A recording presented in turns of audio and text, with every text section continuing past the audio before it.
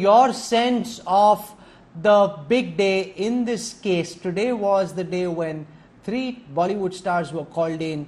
You've heard from the former officer at the NCB, from current officers at the NCB, and from our reporters. What are your key takeaways? Do you think the NCB will be able to make headway in this investigation, or is this, in your view, more likely to end up as a fishing expedition?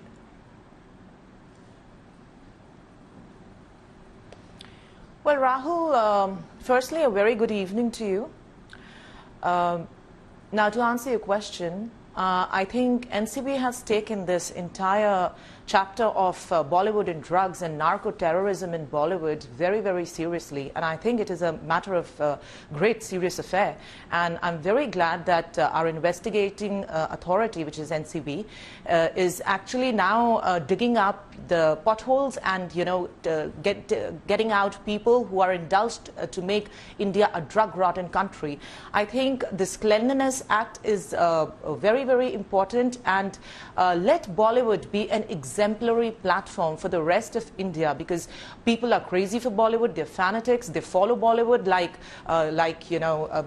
God. I mean, Bollywood celebrities are like treated and worshipped as God and goddesses. So I'm sure when there's this cleanliness movement happening in Bollywood, the entire India will become drug-free, will be in an expedition definitely to become drug-free.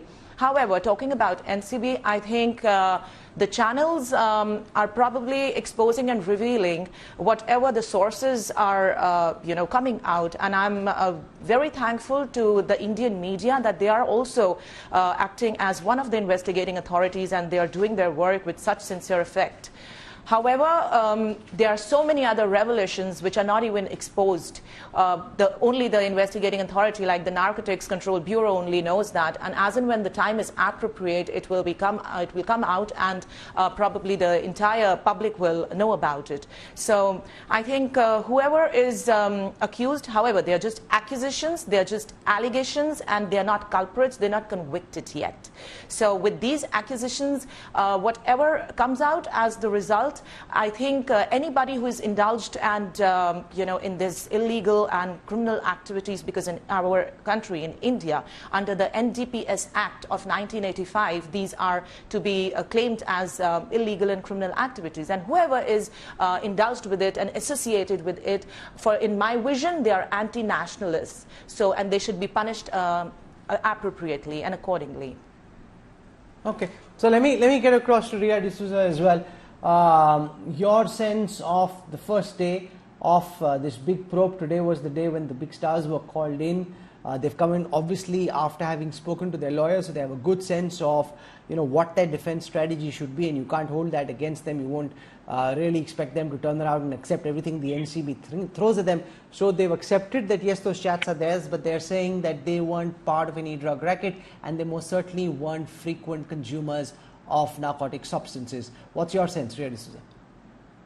Hi, Rahul. Thank you for having me on the show. First of all, I'm not going to get into the technicalities, because that is something that I'm not a law, so I'll not get into it. But what I want to say is, I don't know what has NCB derived out of it. The only people who are losing in this bargain is those 3 people who basically summoned.